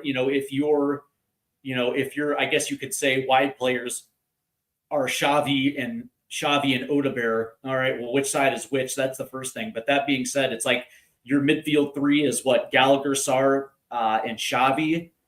Yeah, I guess. But I mean, that's the thing. It's like the inclusion of Polina in this lineup makes me feel like this might be a 3-4-3. So if you have the four at the back, just with the inclusion of Sarr. If you have the four at the back, you're saying Romero, Van der Ven, and Udogi. So would you put Gray as right back? Is that what? Yeah. Me personally, this reads as a 3-4-3, and I think that is going to be that's going to be the lineup configuration until we actually get certain players back. Whether that's Mohamed Kudus, whatever the case may be, I just feel like that's. So go ahead. Yeah, I would prefer the four at the back. I'd feel a bit safer because then I know he would have to be a bit more attacking. The four would be a 4 and not become a 5. So it's different ways to look at it, isn't it? It's as long as he tells them to sit back. You got Paulinho then mopping up in the middle, taking out Bruno Fernandes. There's no reason why Sarr, Gallagher, and Xavi can't run the midfield. Right. So there's possibilities, as I say, but he'll probably come out with a 4-2-2-2-2 or something stupid. We'll never work it out. But yeah. By the way, Manchester United on their side of things. It looks like Lamens will be in net for them, and then the back four is going to be Shaw, Martinez, Maguire, and Delot. The midfield pairing of Casemiro and Menu, with Cunha, Fernandes, and Ahmed as the essentially the attacking three with Mbemo up top. So there's no Fernandes. Yeah, no, Fernandes is in the 10. Oh, wow. Yeah. Whoa. So that's gonna be kind of interesting. So as we close this thing out, Martin, I'll just ask you: number one, are there going to be areas in the pitch that we can potentially dominate, and then we'll close with your prediction? I think we can dominate midfield. I always think the games are won in midfield. I think Gallagher will put that energy in there. Paulinho can be the rock. So then if you've got that stability and a bit of energy to close the other ones down, like Manu, I think he's a great player. But if you've got Gallagher on him, just handing him and pressuring him, if they can get the ball out to Ahmed and him running at you, that's a different. But if you can lock off the midfield and Gallagher gets stuck in there and then give the ball to Xavi and then Xavi do something, we have got a chance going forward. So, but at the same time, United do have a chance to get at us, and they'll be sitting there saying the same thing. If we can get the ball out to Ahmad and that down the wings, and Bruno, we can conduct it. So it's a game of chess today. I think this one. I think this is quite even, and it is the battle of the managers and the tactics today. So I think the players going on their squad are pretty much par for par. So it's I'm going Tottenham 2-1. Ooh, Tottenham 2-1. I think this match is going to be won and lost in the midfield, right? And I think that's where Papsar comes into play here. Potentially to be that link up with Xavi in the middle of the pitch, right? Conor Gallagher, you're absolutely right, is going to be the engine in the midfield, but we're going to have to be able to link through that middle, because one of the areas where I actually like this is Dominic Solanke versus their center back. Their center back pairing. I'm not exactly thrilled with their center back pairing, and I think there's an area to exploit. The way that Thomas Frank likes to play is down the wings. He likes having balls being played into the box, and whether or not that's going to be something they are able to do on the left side, they're not going to be able to do that with Archie Gray on the right hand side. He's just not that. He's not that type of burner that can get down the that touch line like that. So from that standpoint. That's exactly right. And so from that standpoint, there's going to have to be a presence in the middle of the park. If Spurs are able to do that, I think this is going to go our way, potentially. But that being said, it's like if for whatever reason we start off slow and we chalk off the first 45 minutes for whatever reason, and we're playing from behind again, I don't think Michael Carrick is the type of dude that's going to take his foot off the gas at halftime. And so from that standpoint, it's going to be the big if. And yesterday I predicted a 3-1 United victory. And I just feel like Martin, I'm in that camp where I gotta see it to believe it. And until Spurs are able to string together 2 halves of football and do it in a convincing fashion, I'm still going to stick with that prediction. And as I say, this one for me, like player for player, like the 11 against the 11, it could be a boring 0-0. It could be a 4-4. It could be absolutely anything today. And it comes down, we know Carrick's going to go for us, right? So it's now comes down to how much tactical nous and attacking threat Frank wants to put into it, whether my result comes true or your result comes true. So this one's on you, Frank. Oh, by the way, the bench today is Kinski, Dragishin, Basuma, Tell, Souza, Kolomowani, Olawesi, Byfield, and Williams Barnett. We essentially have 4 youth players on the bench today, and really only 2 forward players that Thomas Frank can call on in that second half. So that's going to be interesting as well. He's got everyone that is available on the bench, hasn't he? He's like, yeah, that's exactly right. That is the state of the affairs. I don't mind the young kids. I don't mind them being there. But when, like the other week, it was all kids, that's when it gets a bit worrying. But, you know, as I say, drag us in. Basuma might come on and change the midfield if we're losing the battle there. You could do something. But outside that, you know, there's not really any game changes in there. I think Basuma could come on if certain things ain't working and it might change. But, yeah, defensively and attackingly, there's not much that can really change, is there?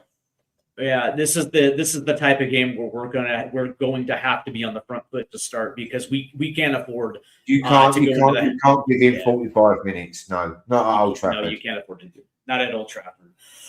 Well, all right, folks. I do want to thank you guys, and of course, I want to thank Colin, and I want to thank Dermot, as long with Mr. Martin Knightbridge, the best name in the YouTube sphere. Love that name, Martin Knightsbridge. It's awesome. I also want to thank the 306 of you that are watching. Of course, those that were active in the chat today, I do want to thank you guys. I know this isn't exactly this wasn't exactly the ideal situation for those that were expecting Dave and Jack. I would probably assume that they're going to be around for the watch along. So you're going to get your flat cappers in just a few minutes, and so all will be right in the world. But that being said, I will say that on Stateside Footy today, there is the Hotspur live stream, so I'll be on the microphone for this one. If you guys want to come over and hit the like and subscribe button and join me for that watch along, that would be absolutely fantastic. That being said, Jack and Dave do a fantastic job when it comes to their watch alongs. So either way, you have 2 good options. Martin, I do want to thank you for participating today, man. How was the rest of your day lining up? Well, it starts at 1:30. By 4:00, I'll tell you if it's a good weekend or a bad weekend. So, but yeah, nothing planned past the football as the moment goes. So my weekend hinges on that, or my mood for the weekend, as I should say. Yeah, and that's the down part about it, right? Because I'm in the same group where it's like it sets the tone for how the rest of the weekend is going to play out, and especially considering tomorrow here in the States, the Super Bowl is going on tomorrow. I know. And my hometown team is playing in it, right? So one thing that I would like is a nice Spurs win today that kind of sets the tone for the mood tomorrow. Yeah, absolutely. Oh, Seahawks, is it? Is that what we're meant to do? Yeah. I'll be with you tomorrow, mate. I'll be Seahawks tomorrow. Yeah, born and bred in Seattle. I'm a Seattle boy, so we'll see exactly how that plays out. But that being said, that's going to do it for us. And I do want to thank everybody again. You guys have been awesome. Make sure you hit the like and subscribe button and show Jack and Dave some love. Show Martin Knightsbridge some love. Same thing with Colin and Derma for taking the time out to join me today for this one. It's been absolutely phenomenal. You guys take care. And of course, before we go and before we close it out, come on, you Spurs. Come on, you Spurs. Get better, Kulu. We need you, bud.